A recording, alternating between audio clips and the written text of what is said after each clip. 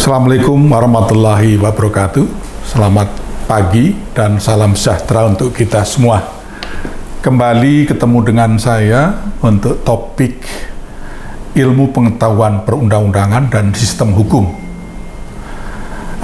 Ini merupakan kali yang kedua saya menjelaskan substansi mata kuliah perancangan peraturan perundang-undangan. Terkait dengan istilah ilmu pengetahuan hukum yang juga sering disebut sebagai Gesetzgebungswissenschaft adalah suatu cabang ilmu baru yang berkembang di Eropa Barat, terutama di negara-negara yang berbahasa Jerman.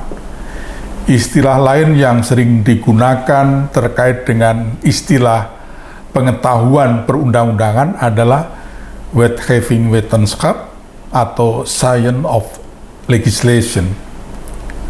Menurut Burkhard Krems, ilmu pengetahuan peraturan perundang-undangan atau Gesetzgebungswissenschaft adalah ilmu pengetahuan tentang pembentukan peraturan negara yang merupakan ilmu yang bersifat interdisipliner. Ilmu perundang-undangan terkait dengan berbagai ilmu, antara lain yang pertama bidang teori hukum yaitu PIH, kemudian bidang teori kenegaraan yaitu ilmu negara, dan juga bidang-bidang dogmatika hukum, misalnya pengantar tata hukum, asas-asas tata negara, asas-asas hukum administrasi negara, lembaga kepresidenan, dan juga ilmu-ilmu yang lain. Juga ada ilmu penunjang, antara lain sosiologi hukum, politik hukum. Nah, secara garis besar ilmu pengetahuan peraturan perundang-undangan itu dibagi menjadi dua kelompok. Ya, yang pertama yang disebut sebagai teori perundang-undangan atau Gesetzgebungstheorie, yang berorientasi pada mencari kejelasan dan kejernihan makna atau pengertian-pengertian dan bersifat kognitif. Kemudian yang kedua, ilmu perundang-undangan atau Gesetzgebungslehre, ya, berorientasi pada melakukan perbuatan dalam hal pembentukan peraturan perundang-undangan dan bersifat normatif. Perundang-undangan istilahnya ada beberapa yang kita kenal. Ada legislation, ada Wetgeving, atau ada Gesetzgebung, ya. Kemudian kalau di Indonesia ada peraturan perundang-undangan, ada regulasi, ya, dan istilah-istilah lain. Berbeda-beda tetapi pada prinsipnya hampir sama. Kalau legislation diterjemahkan sebagai perundang-undangan dan pembuatan undang-undang, sedangkan Wetgeving diterjemahkan dengan pengertian membentuk undang-undang dan keseluruhan undang-undang negara, sedangkan Gesetzgebung diterjemahkan dengan pengertian perundang-undangan. Nah, ada beberapa pengertian juga yang Anda nanti bisa dalami, begitu ya, terkait dengan Wetgeving. Ya, ada secara pengetahuan, ya, dituangkan dalam Juridisches Woordenboek. Perundang-undangan atau Wetgeving itu diartikan sebagai pertama, perundang-undangan merupakan proses pembentukan atau proses pembentukan peraturan negara baik di tingkat pusat maupun di tingkat daerah. Kemudian perundang-undangan adalah segala peraturan negara yang merupakan hasil pembentukan peraturan baik di tingkat pusat maupun di tingkat daerah. Ilmu hukum membedakan antara undang-undang dalam arti material atau dalam bahasa Belanda disebut sebagai wet in material zin, dan undang-undang dalam arti formil, wet in formel zin. Peraturan perundang-undangan atau wet in material zin mengandung 3 unsur. Pertama, norma hukum atau rechtsnorm, kemudian yang kedua, berlaku keluar, Narbuitenwerken, ya. Yang ketiga, bersifat umum dalam arti luas, Algemeenheid in ruim zin. Ini yang ada dalam bukunya Prof. Hamid Atamimi. Ya, sedangkan dalam Undang-Undang 12 2011 peraturan perundang-undangan didefinisikan sebagai peraturan tertulis yang memuat norma hukum yang mengikat secara umum dan dibentuk atau ditetapkan oleh lembaga negara atau pejabat yang berwenang melalui prosedur yang telah ditetapkan. Ini sebetulnya sudah pernah saya sampaikan di kuliah yang lalu, tetapi tidak apa-apa saya ulang lagi. Nah, ada berbagai pengertian hukum itu sendiri, ya. Pengertian sistem hukum ada beberapa sarjana gitu ya yang menyampaikan. Pertama ada Belafro gitu ya yang mengartikan, mendefinisikan hukum itu sebagai suatu rangkaian kesatuan peraturan hukum yang disusun secara tertib menurut asas-asasnya. Ini pendapat dari Belafort gitu ya ini ya. Ada juga dari sarjana lain yang tidak akan saya sebutkan satu persatu karena Anda saya kira juga sudah mempelajari PIH sehingga mestinya sudah memahaminya. Secara garis besar bisa disimpulkan bahwa hukum sebagai suatu sistem adalah suatu susunan atau tatanan teratur dari aturan-aturan hidup di mana keseluruhan, bagian atau komponennya berkaitan satu dengan yang lainnya. Nah, kita mencoba membahas sistem hukum di dunia. Ya, pada prinsipnya sistem hukum di dunia itu dibagi menjadi 2 kelompok besar. Ya, ada civil law dan ada common law. Di samping ada sistem hukum yang lain. Ya, tetapi yang sangat populer ya, hukum sistemnya dikelompokkan menjadi 2, yaitu civil law yang berlaku di negara-negara Eropa kontinental dan common law yang berlaku di negara-negara Anglo-Saxon, Anglo-Amerika. Ya, kita bicara mengenai civil law. Civil law itu berasal dari kodifikasi hukum Kekaisaran Romawi. Peraturan hukumnya adalah kumpulan kaidah hukum sebelum masa Justinianus yang disebut Corpus Juris Civilis.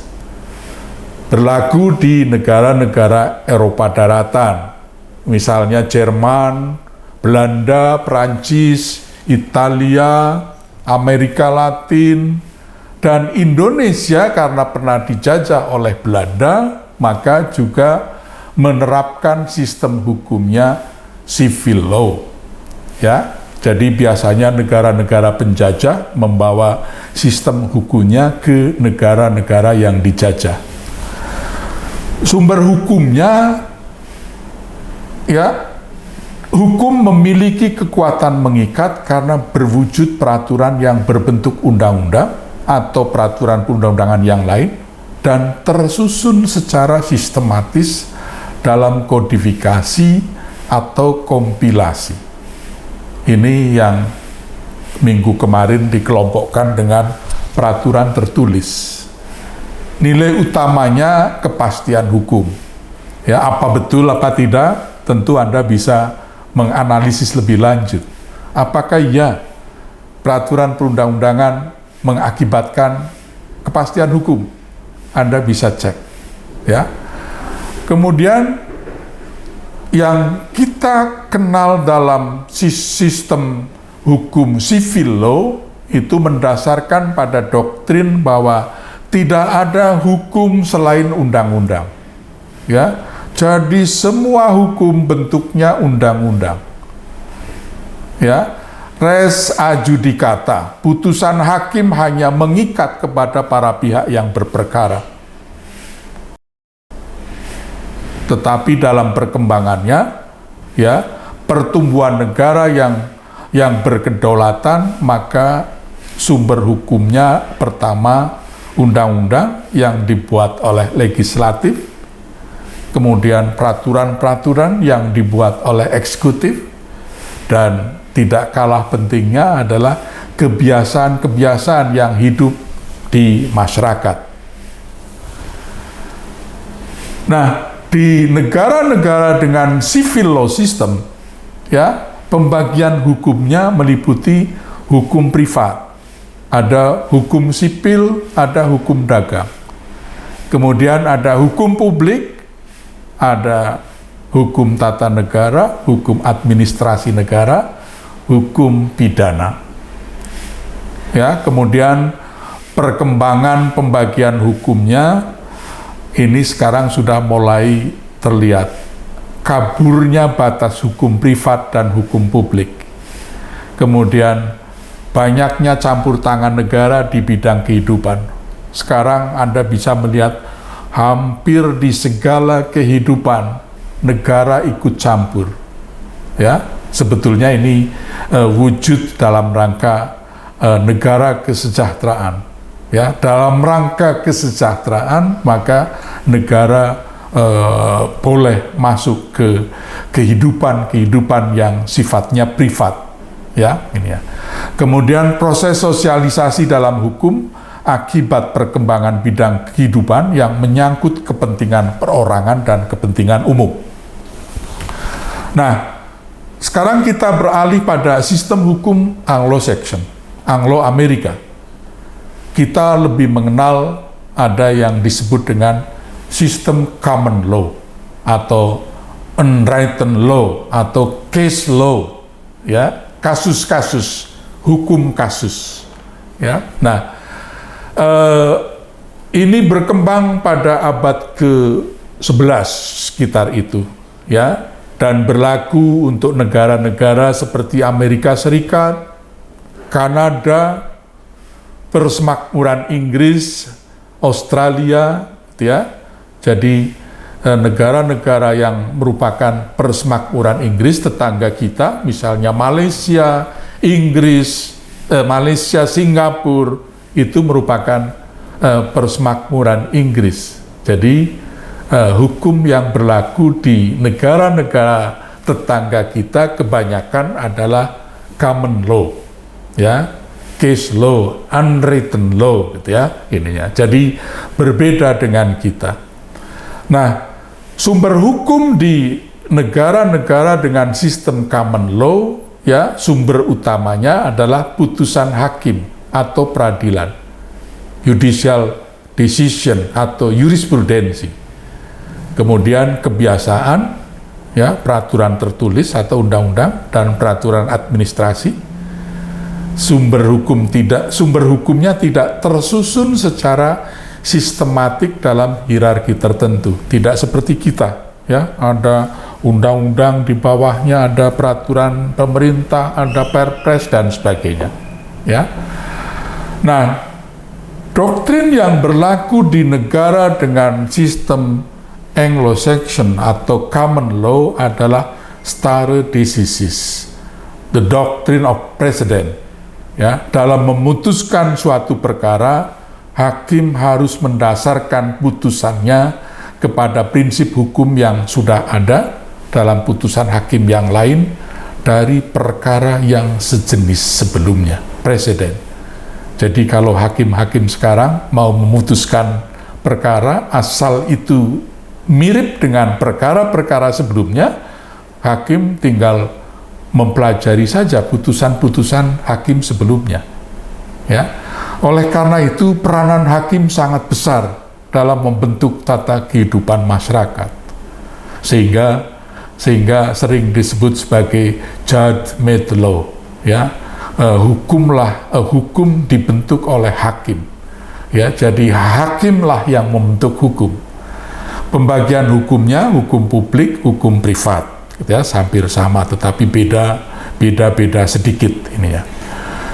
Nah, yang tidak kalah pentingnya adalah sistem hukum adat di negara kita. Istilah yang digunakan bahasa Belandanya adalah adatrecht. Ya, ini yang diwariskan oleh Snokhulgonje. Ya, makna luasnya hukum adat dan adat tidak dapat dipisahkan, hanya dapat dibedakan dari sanksi atau akibat hukumnya. Ya, negara-negara yang menganut sistem hukum adat, ya hanya beberapa negara saja, tidak banyak, ya, terutama di lingkungan negara-negara Asia seperti Cina, Indonesia, India, Jepang, dan lain-lain. Negara Barat tidak mengenal adanya adat, ya. Sumber hukumnya peraturan tidak tertulis, tumbuh, berkembang, dan dipertahankan dengan kesadaran hukum masyarakatnya. Sifat tradisional berpangkal pada kehendak nenek moyang. Peran pengemuka adat ya sangat penting untuk menjaga keutuhan adat. Sifatnya elastik, ya, mudah menyesuaikan diri, ya, dan seterusnya, gitu ya, ini ya. Perkembangannya sekarang hukum adat ya sudah banyak ditinggalkan, ya, tetapi masih ada beberapa yang dipertahankan asal masih sesuai dengan dengan kondisi masyarakat kita. Kemudian ada sistem hukum Islam, ya, ini berlaku di daerah-daerah Timur Tengah, tapi kemudian menyebar juga ke negara Asia, Afrika, Eropa, dan Amerika secara individual atau kelompok. Sumbernya berasal dari Al-Quran, As-Sunnah atau Al-Hadis, Ijtihad, Ar-Rayu, ya, dan lain-lain. Nah, kerangka dalam ruang lingkup hukum Islam itu terkait dengan ibadah, ya, yang menyangkut hukum yang mengatur hubungan manusia dengan Allah, sholat, puasa, zakat, haji.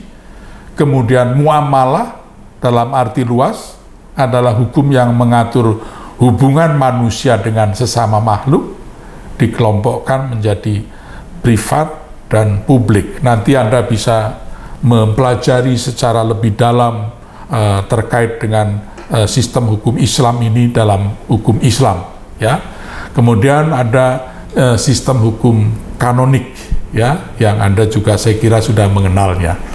Nah, sekarang saya menginjak pada sistem hukum positif di Indonesia. Ya, hukum positif di Indonesia itu ada ius constitutum, ya, yang sekarang berlaku. Sedangkan yang akan datang itu disebut sebagai ius constituendum. Tata hukum adanya susunan yang teratur atas lebih dari satu beberapa hukum. Ya. Nah, komponen dalam sistem hukum Indonesia bisa hukum tertulis, ya, yang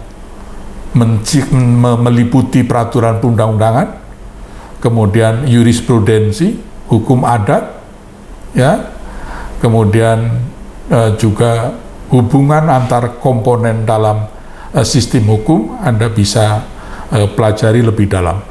Nah,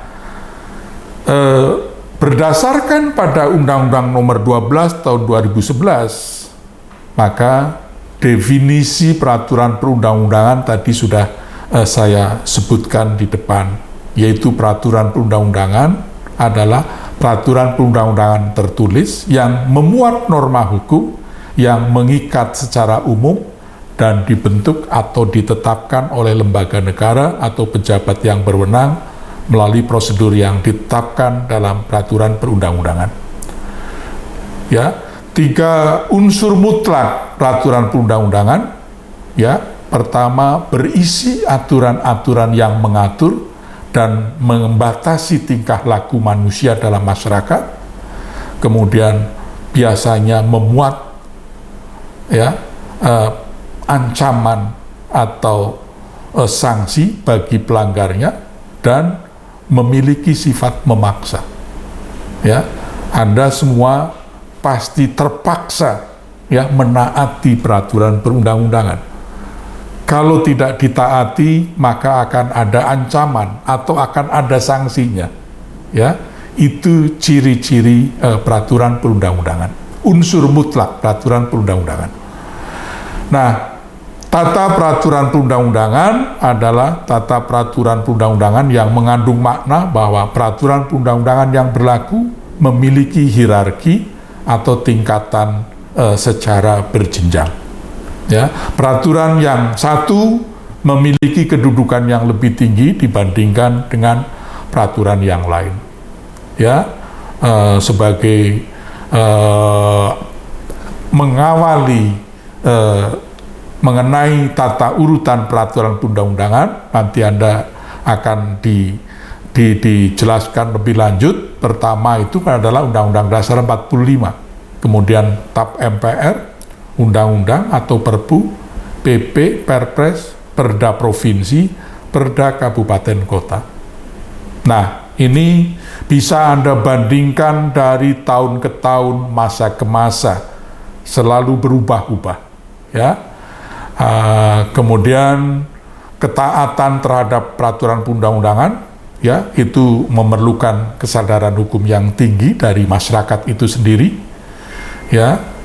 Dan saya kira ini juga perlu terus upaya untuk melakukan sosialisasi. Ya, kesadaran hukum dari warga negara itu dapat diukur dari pengetahuan tentang hukum, pemahaman hukum, sikap terhadap norma-norma hukum, dan perilaku hukum. Demikian yang bisa saya sampaikan. Ya, Anda bisa menganalisis sendiri apa yang saya sampaikan, ya, atau bisa Anda bandingkan dengan referensi-referensi yang lain. Tidak harus selalu mengikuti apa kata dosennya. Ya, itu yang bisa saya sampaikan. Mudah-mudahan di pertemuan berikutnya masih bertemu lagi. Terima kasih, salam sehat selalu. Wassalamualaikum warahmatullahi wabarakatuh.